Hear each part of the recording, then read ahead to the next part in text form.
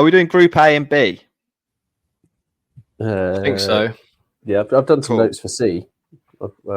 I've got Pakistan and Australia. That's all I had time for. Okay, well, let's do A and B, and then I'll put that video out or whatever. We'll do that today, and then we'll get back together and we can do C and D quickly, and then do some predictions or something like that on in another hour.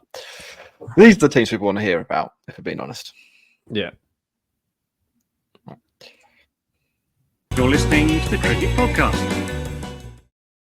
Hello, everyone, and welcome to the Cricket Podcast, where our T20 World Cup preview series continues. We're moving on to some of the bigger teams, and today we'll be covering Group A and Group B. So that means Pakistan, India, England, and Australia, arguably the big four.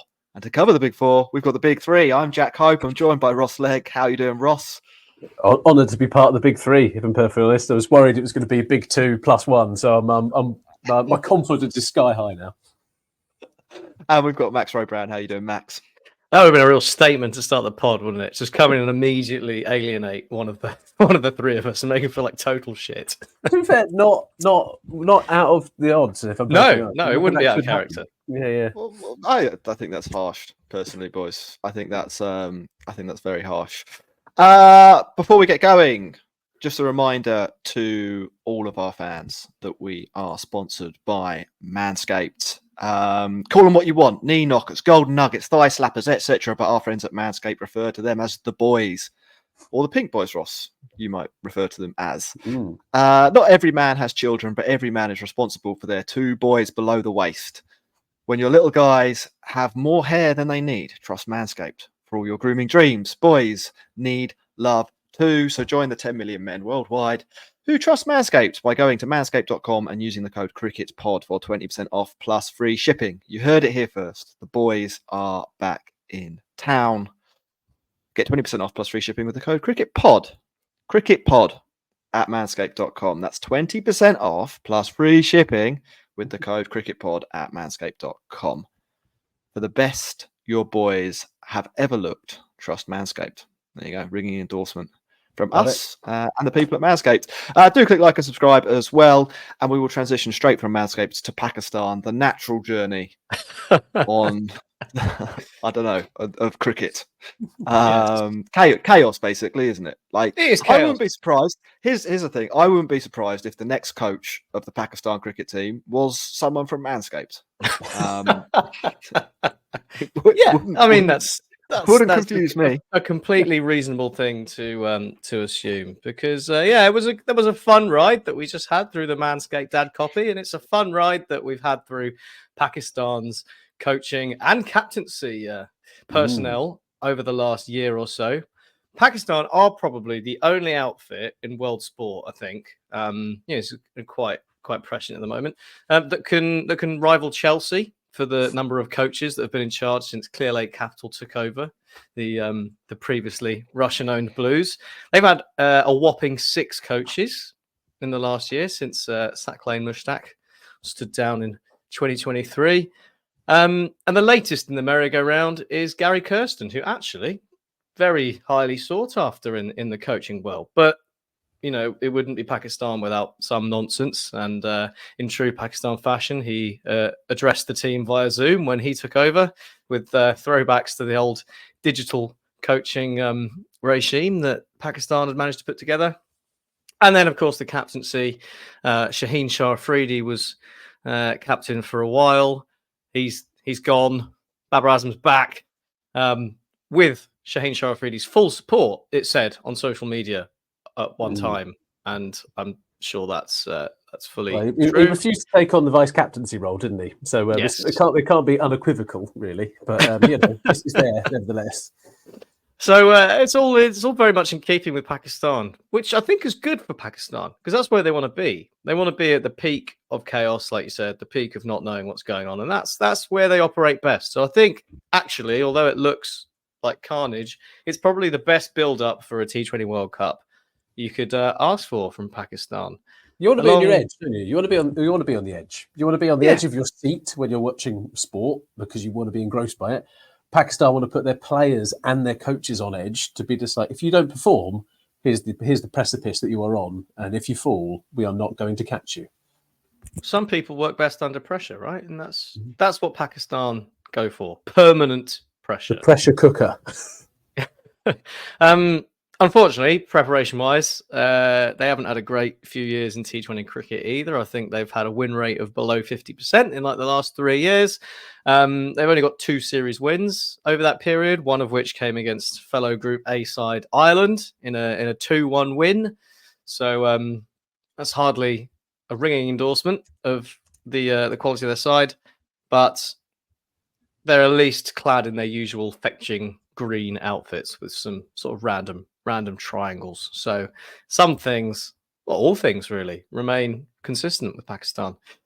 So cricket, let's get to the cricket, get to the team. They're like I said, Babar Azam is back as captain.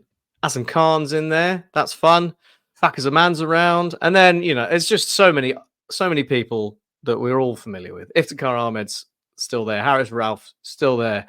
Shaheen Shah Afridi, Shadab Khan, Naseem Shah, Mohammad Rizwan, all people that we are very familiar with playing Pakistan cricket for the last 5-10 years, and doing it quite slowly, because in the last 3 years, only 3 players for Pakistan who've scored over 100 runs in T20 cricket have done it at a strike rate of over 140. And only one of those is in the squad. Yeah, Shadab Khan. Azam Khan he's only scored 88 in the last 3 years, so he doesn't count. So that's like that's bad, basically. That's really bad. They've just got Mohammad Rizwan and Babar Azam clogging up the top order, clogging up the crease, not scoring fast enough. Then some people come in, try and score some runs really quickly, don't really manage to do it. It's just not. It's not there, is it? It's not good enough, and it's not like they don't have exciting players knocking around, but they just either aren't picked or don't get a chance because Babar Azam and Mohammad Rizwan bat for 15 overs, and it's all a bit bad. But the bowling's good. The bowling's always good. Shaheen's not been his best in the last few years since that knee injury in the last T20 World Cup, but maybe the lack of captaincy will rejuvenate him. Naseem Shah is back. Shadab Khan is decent. Imad Wasim is a handful. And there's the triumphant return. That's the big news of Mohammad Amir. Unretired, unspot fixed. Mohammad Amir back in the squad. What do you make of that? Is that good? I feel like the guy's legend is greater than the guy's talent. Is that fair? Or am I never really fully got it. Yeah. I mean, missing 5 years probably didn't help. Yeah, there was a lot of though. He's the second coming of whichever religious figure you want to add in there. It was always been a little bit. He's flattered to deceive, would be my view on him. Yeah. And he's a cheat. So I don't really give a fuck about him, to be perfectly honest. He does have a very, very good record in T20s, and maybe I just haven't seen enough of Pakistan. I mean, obviously he hasn't played that much. He's only played 57 T20Is, but 64 wickets, economy of 7.2, average of 23, and it's a similar story in the 280 odd domestic T20s he's played. Very, very, very similar numbers. So, like, I can clearly see that he's a good bowler. I'm not sure he's the transformational force that I think he thinks he is, and I think that the legend says that he is. Yeah. Like, but the missing 5 years will always kind of, probably robbed him of that opportunity. But yeah, maybe he's a good bowler. But transformational force, probably not necessarily what Pakistan need in their bowling attack. They just need one other guy who is going to get pumped. And if if Shaheen goes well and Naseem goes well, Imad Wasim will tie things up. Mohammad Amir comes in. Shadab Khan's always, not premier wicket taker in white ball cricket, but still very competent. That's 20 really good overs, and then there's other options around there that you can chuck in, and suddenly they look like a pretty decent force with the ball. So I think we're looking at pretty much a one-day side here playing T20 cricket. So if it becomes a run fest, they're in trouble. But if the bowling attack can keep the other team down to a score, if it's not the best batting wicket in the world, then Pakistan are going to be a handful, and then some. But yes, it's that 160, 180 bracket, isn't it? Like their batting is set up to take down 160, 180 scores. Their bowling lineup is set up to be like, right, we need to make sure we're going to get into that position. So I can understand how it works with Pakistan. I'm just not sure they're still playing the cricket. I think T20 cricket's moved on from that, hasn't it? 160, 180 is now 180, 200.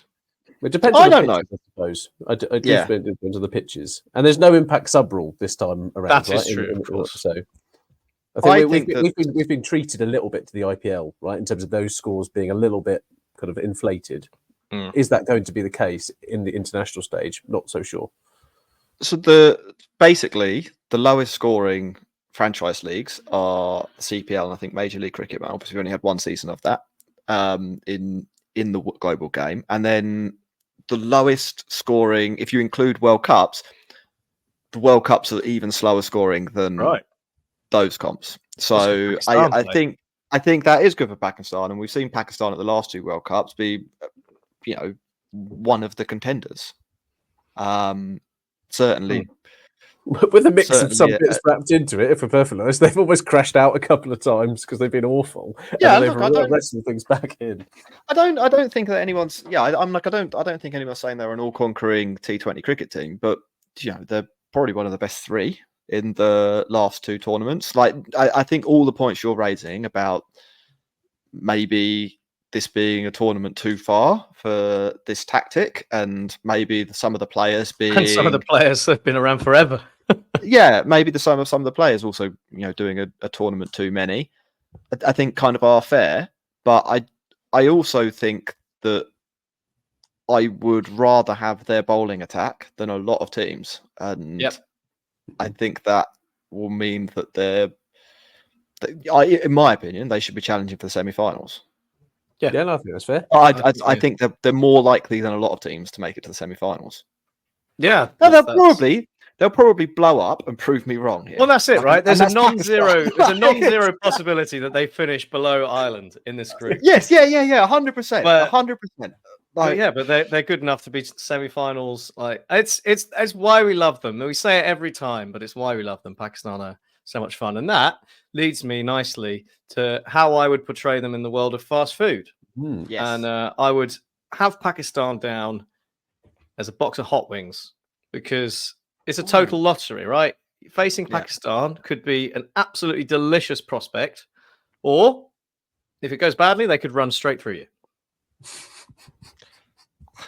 Wow. You paint such a beautiful picture, Max, in your words.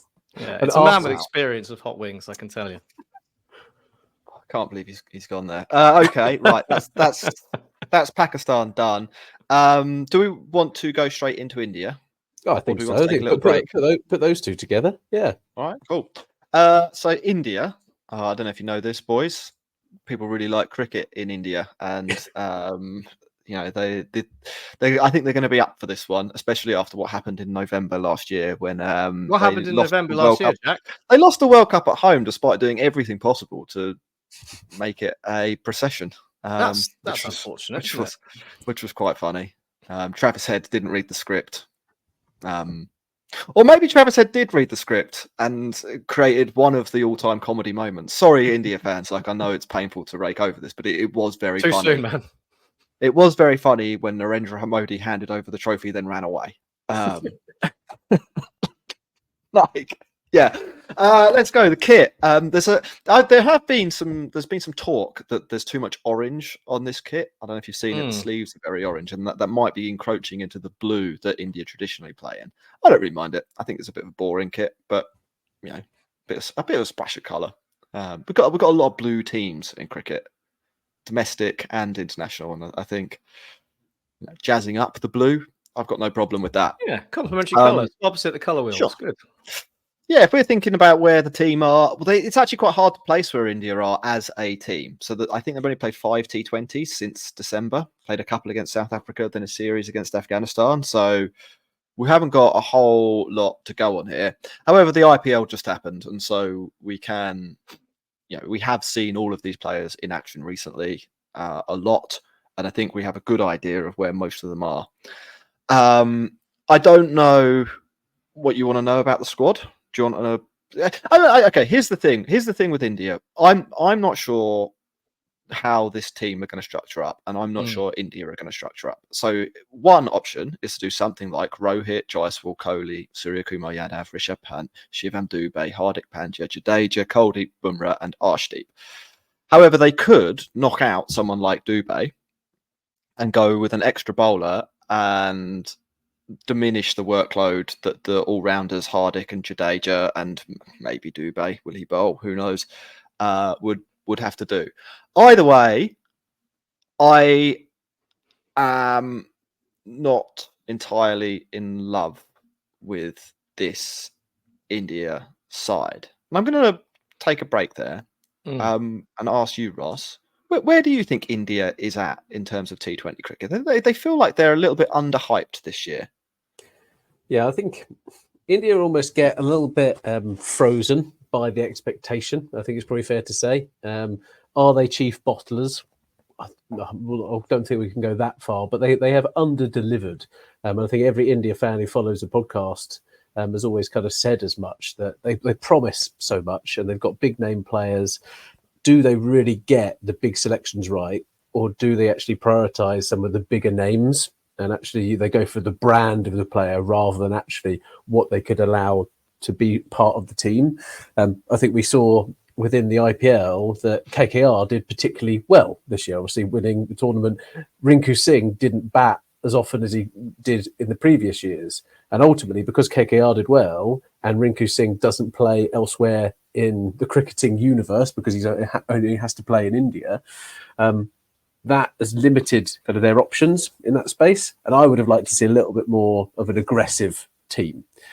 However, that being said, coming back to what you said around the low scoring games in the CPL, in America, etc., they've kind of gone conservative and gone, we've actually got pound for pound better technical players and technical batters in particular than some of the other countries. And that's what they're putting their money on. I'm not quite sure if that's going to be enough for them to win this compared to some of the other teams who I think just to have a little bit more about them from an intent perspective and the way in which they play T20 cricket. Yeah, I think I'm kind of with you. My problem with India is that I don't think they can confidently be sure they'll beat teams on either side of the ball. I don't think Rohit, Jaiswal, Kohli, Suryakumar Yadav and Pant is the best top 5 in the tournament. And even if you like throw Dubey in there or whatever, I mean, he was crap in the last. After he got picked for India, he suddenly turned awful. So who knows? I mean, like, honestly, if they'd waited till the end of the season, they probably wouldn't have picked him. So you've got that going on. But basically, I don't think that top 5 really outmatches other top 5s in the tournament to any great extent. It's good. It is good, but I don't think it's like game-breakingly good. And then I think the bowling, obviously you have Bumrah and Kuldeep. I don't think the rest of it is good at all. I think Arshdeep is an incredibly weak second seamer at the moment. He had a little purple patch a couple of years ago and people thought he'd be the next big thing. He's already pushed on, is he? Yeah, no, he's pushed backwards. The other option is Mohammad Siraj. I'd be very worried. I'd be very worried if Mohammad Siraj was my team's second best bowler or second best seamer. I think Kuldeep is fine, but then he's backed up by Jadeja, who never takes any wickets, and Hardik, who hasn't performed particularly well in World Cups ever. Really, Jadeja. I think it's pretty fair to say. The problem with this India bowling lineup is that they're not going to take stacks and stacks of poles, and I think if you compare them to how some of the other teams set up, there's actually clear air. I think like England and Pakistan and Australia and maybe even New Zealand can have a reasonable expectation that they will take more wickets than India. And T20 cricket, from a bowling point of view, is a lot about wickets. I know we'd like people to talk about economy rates and the lack of conceding runs, but actually there's a much bigger link between where you finish in a franchise tournament and we can extrapolate that into international cricket. It's the same sport. there is a much bigger link between your strike rate and the number of wickets you take and where you finish at the table than your economy rate. And that's an economy rate bowling lineup. And somebody at some point, maybe even a couple of times in this tournament, is going to get to Hardik and Jadeja and Arshdeep, even with Bumrah and Kuldeep. And it's not like Kuldeep bowls dry all the time. He gets wickets, but he can also get spanked. So I don't know. Like, what I'm trying to say here is that I do think they're a very good team. Like, they have a lot of big name players, and they're big name players for a reason. But there are also limits here. And if you look at most bookmakers, they will tell you that India are the favourites to win this tournament. And I don't see that. I see them as one of the 3 or 4 teams that have got a realistic sort of more than 15%, maybe 20% chance of winning this competition. I don't think there is clear air, and I'm afraid, I know that's not a commercially valuable opinion to be airing on the Cricket Podcast, and that we should be pumping them up more. But if you look at what they've done in the last 3 tournaments, they have, not been that good. They lose more often than not when they play against teams that are a major nation, and I don't really see that the team that they've picked here diverges significantly from the sort of team that has been losing more than 50% of its games against major nations in the last 3 World T20s. And bully boys. That's a problem. But they're not bully boys, because everyone beats Namibia, man. It's not like, oh, look, all they can do is beat Namibia. Everybody beats Namibia. The question is, can you put away New Zealand 70% of the time? And the answer is no, they can't do that. Can you put away Pakistan 70% of the time? No, they can't do that. They definitely can't put away England and Australia at that rate. So yeah. they're in this. They're in they're in a situation where they're going to need like Kohli to be IPL Kohli and be really good. And often, actually, Kohli has been good in World T20s, and that still hasn't been enough. So they're going to need someone else to go with him. I don't think it's going to be Rohit, because he's not very good. It could be Surya Kumar Yadav. Well, I'm just being honest. Like, I'm sorry if you're a big Rohit fan. He's not. Like, it's a mirage. It's a mirage. We still don't really know how good Jaiswal is in T20 cricket, and this is the other factor that, again, like, you need to bear in mind if you're an India fan or you're looking at this World Cup. India don't have that much experience away from home. They don't, even in the years where they play a lot of T20 cricket, half of that's at home, and then some of that will be in Sri Lanka, and that's quite close to home. And that also that every really limits what we know about any of these players. There's also every chance that they're going to be absolutely knackered, because like we've just had this ridiculously long IPL, right? And yeah, like, there have been players from all over the world competing, but a few from like different teams. Like, quite a lot of the Australians have been there, a few of the England players have been there, whatever. But all of the India team have played almost every game for their franchises since March. Like, that's knackering. They're, and they've had a 4-day rest in between, flying out to the Caribbean. Like, it's that is gonna. I think that is gonna be, a non-negligible impact on this side. And then 6 of their 11, maybe even 7 of 11, depending on who they pick, just played a 5-match Test series against England before that. Yeah, like, it's not 4 of their 11 can't bat. There is, I think, like, what I'm saying here is, like, India, obviously they've got a chance, but there's no point doing another puff piece on India, because you can read that anywhere about how good India are, and lots of people are making lots of really good points. There are some really, really good players in here. Yeah, but you need to look at this realistically as well. Like, this is not, they are not favourites for this tournament in the way they were favourites for the World Cup last year. They're probably 3rd favourites, I would say, something like that. Now, that still gives you a really good chance of winning a comp, but I'm just saying, if you're an India fan, or if you're not an India fan, be a bit realistic about what this playing group's likely to do. And aren't they firing their coach as well? It's like, that's never a really great way to go into a tournament, is it? Like, oh, by the way, Rahul, pack pretty lightly, because you're not going on with the team afterwards. Yeah, there's plenty of people ruling themselves out after not being. I want to rule myself in, lads. I think that's what I want to do. Yeah, I want to rule myself into being the India men's coach. I think I'll do. Cool. I think I'll do a pretty spectacular job. But Gautam Gambhir is being lined up from what I've been. Oh, is he? After his KKR heroics. Right. So Group A, who's going through? I think that's the last thing to say. Oh, actually, I've got to do fast food, but let's do who's going to go through from Group A. Canada, India, Ireland, Pakistan, USA. Well, I know Canada beat Nepal the other day in a warm up, so they're looking strong. Yeah, no, I think India, Pakistan. Okay, I think that's fair. I really want Ireland. Ireland's kind of got it's like a weird homecoming thing. Everyone in the United States says they're Irish, right? So there's the whole thing. Yeah, so basically a home tournament. Yeah, I'm going to say India and Ireland are going to go through. Pakistan to go out in a ball of flames.